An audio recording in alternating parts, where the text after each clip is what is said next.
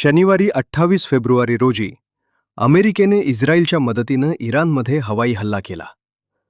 त्यामध्ये इराणचे सर्वोच्च नेते खामेने यांचा मृत्यू झाला याची पुष्टी स्वतः डोनाल्ड ट्रम्प यांनी केली.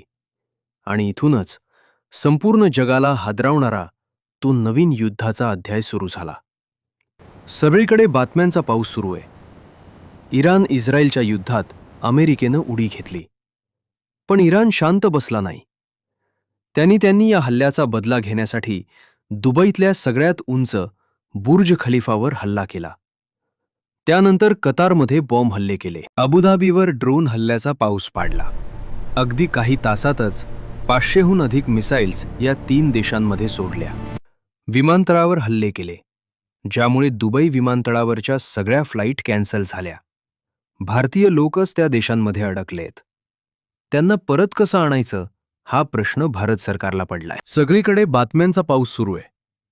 पण सर्वसामान्य माणसाला प्रश्न पडलाय की इराण आणि इस्रायलच्या युद्धामध्ये अमेरिका कसं काय मध्ये आली? इराण आणि इस्रायलच्या या इतक्या भयंकर युद्धाचं कारण नेमकं काय आहे? आणि युद्ध जर अमेरिका, इस्रायल आणि इराणमध्ये असेल तर इराण त्याच्या शेजारच्या दुसऱ्या देशांवर का हल्ले करत आहे? इराणनं बुर्ज खलिफावर का हल्ला केला? कतार आणि अबुधाबीवर का मिसाईल सोडले? तसेच आता या युद्धामध्ये 3 ते 4 देशांनी पुन्हा उडी घेतलेली आहे. मग हे तिसरं महायुद्धाचं याच्यात रूपांतर होणार का?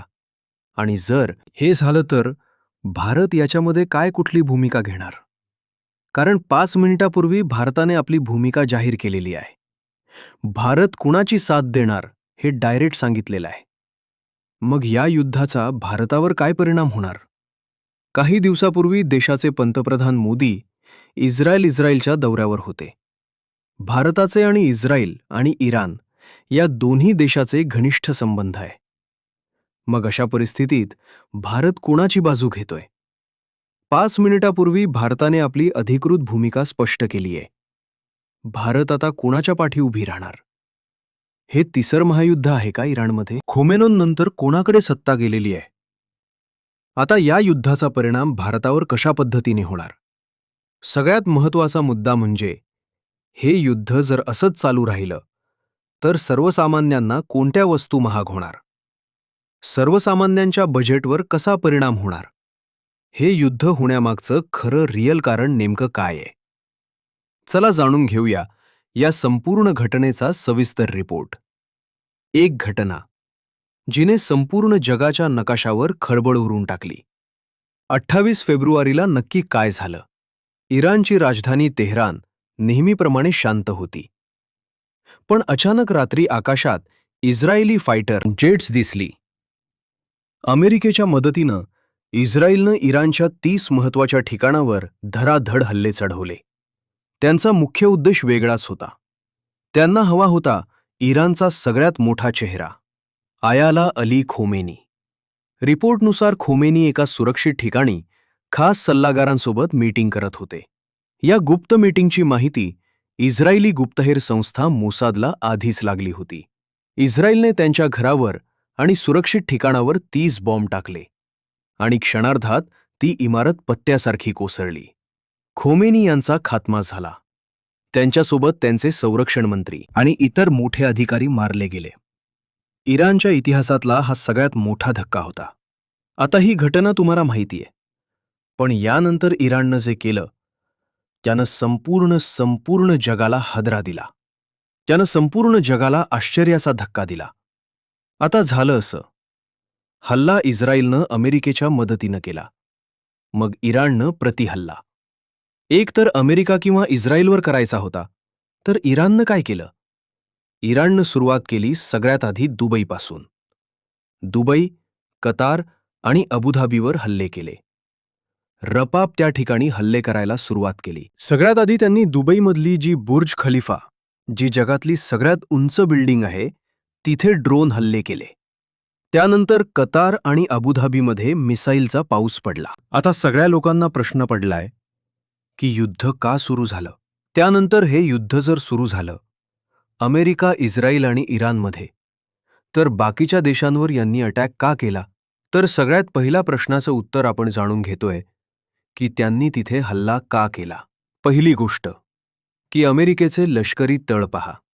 इराणला चारही बाजूनं अमेरिकेनं घेरलं होतं. कतारमध्ये अमेरिकाचा अल उदे हा सगळ्यात मोठा एअरबेस आहे. अबुधाबीमध्ये अल्दाफरा एअरबेस आहे. आणि इराणच म्हणणार आहे की अमेरिकनं इथल्या तळांचा वापर करून आमच्यावर बॉम्ब टाकले.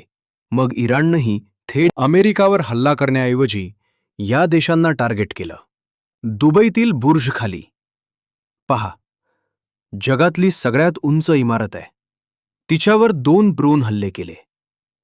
धुराचे लोट हवेत दिसू लागले. घबराट पसरली. हे तुम्ही पाहिलं असेल.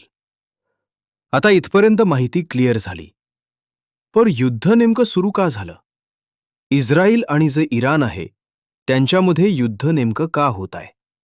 कारण की तुम्ही मागच्या वर्षी पाहिलं असेल, हे युद्ध झालं होतं. याचं कारण नेमकं काय आहे हे आपण सगळ्यात आधी जाणून घ्या. आणि त्यानंतर भारतानं काय भूमिका घेतली, भारत याच्यावर काय कोणाची बाजू घेणार, हा महत्त्वाच्या मुद्द्याला आपण समजून घ्या. पहा, आता हे थोडंसंच आपल्याला जर समजून घ्यायचं असेल इस्रायल्स, तर आपल्याला थोडंसं इतिहासात जावं लागेल, थोडं मागे जावं लागेल. तुम्हाला ऐकून आश्चर्य वाटेल. 1979 इराण आणि इस्रायल एकमेकांचे पक्के दोस्त होते. म्हणजे 1979च्या आधी एकमेकांचे प्रचंड दोस्त होते. इराण हा पहिला मुस्लिम देश होता ज्याने इस्रायलला मान्यता दिली होती. पण मग बिनसल कुठे 1979 मध्ये इराणमध्ये इस्लामिक क्रांती झाली.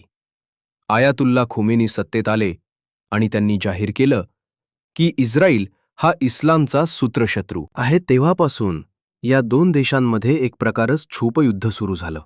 इराणनं इस्रायलला संपवण्यासाठी हमास आणि हिजबुल्ला सारख्या संघटनांना मदत करायला सुरुवात केली. तर इस्रायलने इराणचे अणुप्रकल्प उद्ध्वस्त करण्याची शपथ घेतली. गेल्या अनेक वर्षापासून एकमेकांवर गुपचूप वार करत होते. पण खरं युद्ध 28 फेब्रुवारीला उघड झालं. आता एक कारण समजलं होतं की इराण आणि इस्रायलमध्ये हा जो वाद होता तो 1979 पासून होता. इस्रायलला दाबण्यासाठी यांनी काही संस्थांना पैसे दिले, तर इस्रायलने त्यांचे अणुप्रकल्प इराणचे उद्ध्वस्त करण्याची शपथ घेतली होती. मग सगळ्यात महत्त्वाचा विषय आहे की भारताची परिस्थिती नेमकं काय आहे? अमेरिकाने याच्यात का उडी घेतली? भारताने नेमकं काय विषय केलेला आहे? भारत आता कशीशी भूमिका घेणार हे देखील जाहीर केलं. मग आता याच्यात अमेरिकेनं का उडी घेतली हा महत्त्वाचा प्रश्न आहे. याचं कारण आहे 2025चं साल. 2025 मध्ये इराण आणि इस्रायलचं युद्ध आणि इराण समर्थित गटांशी झालेल्या संघर्षामुळे इस्रायलच्या नेत्यांनी जानेवारीमध्ये इराणला वारंवार इशारा दिला होता की तुमचा अणुअस्त्र कार्यक्रम आणि क्षेपणास्त्र क्षमताचा अनियंत्रित विस्तार करू नका. म्हणजे ते अनुभव बनवत होते. आणि अनुभव बनवू नका असं सांगितलं गेलं होतं. आणि त्यात अमेरिकेनं उडी घेतली. अमेरिकेनं लास्ट डेट दिली होती. शेवटची तारीख सांगितली होती 28 फेब्रुवारी. जर तुम्ही 28 फेब्रुवारीपर्यंत तुमचा अण्वस्त्र कार्यक्रम थांबवला नाही, सामही अनुभव तयार करण्याची प्रक्रिया जर थांबवली नाही, तर तुमच्यावर हल्ला चढवणार. आणि अमेरिकेने करून दाखवलं. अमेरिकेने इराणची राजधानी तेहरानवर हल्ला चढवला आणि त्यामुळे संपूर्ण आशिया खंडामध्ये एक प्रकारचा कोलाहल माजलाय. आता हा झाला विषय अमेरिकेची उडी घेण्याचा. आता भारताचा विषय काय? आता भारताची परिस्थिती अशी आहे, इकडे आडण तिकडे वीर. कारण की काय झालं, मागच्या आठवड्यात पंतप्रधान मोदी इस्रायलमध्ये होते. तिथे आपले मोठे संरक्षण करायला झाले. इस्रायल आपल्याला कठीण काळात मदत करणारा देश आहे.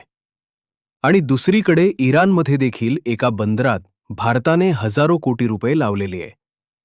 आता जर भारताने दोघांपैकी एकाचीही बाजू जर घेतली तर अमेरिका नाराज होईल आणि इस्रायलची घेतली तर इराणशी संबंध बिघडतील. इकडे आड आणि तिकडे वीर समोर आले आहे.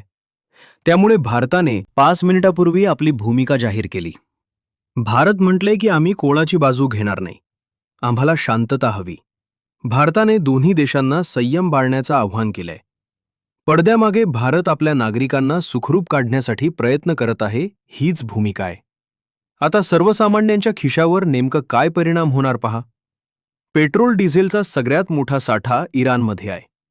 त्यामुळे पेट्रोल डिझेल वाढणार. सोने चांदी अनिश्चिततेमुळे शहर बाजार पडतो. सोने चांदी वाढणार. खाद्यपदार्थाचे आयात निर्णय आणि तिकडून येणारे खजूर किंवा ड्रायफ्रूट सुकामेव सारखे पदार्थ देखील प्रचंड प्रमाणात वाढू शकतात. आता खामे यांच्या मृत्यूनंतर इराण शांत बसेल असं वाटत नाही. त्यांचा मुलगा मोस्तबा खामेने यांनी आता सूत्रे हातात घेतली आहे आणि इराणी सैनिकानं जो इशारा दिलाय, हा काळ शांततेला नाहीये तर महायुद्धाची तयारी आहे असं सांगितलंय. आता जो मध्य आशिया जो आहे तो ज्वालामुखीच्या तोंडावर बसलाय. तिसरं महायुद्ध कधी होऊ शकत अशी शक्यता निर्माण झालेली आहे. आता भारताचा जो पवित्र आहे, भारताची जी भूमिका आहे, याच्यावर तुम्हाला काय वाटतं? तुमच्या मते या युद्धाचे परिणाम भारतावर आणि सर्वसामान्य माणसावर कसे होऊ शकतात? तुमस या युद्धावर नेमक मत काय आहे? अमेरिकेनं घेतलेली भूमिका नक्की योग्य आहे का? इराणनं घेतलेला जो पवित्र आहे तो तुमच्यामध्ये खरंच योग्य आहे का? नक्की कमेंटमधून कळवा. चॅनलला नवीन असाल तर सबस्क्राईब करा. धन्यवाद.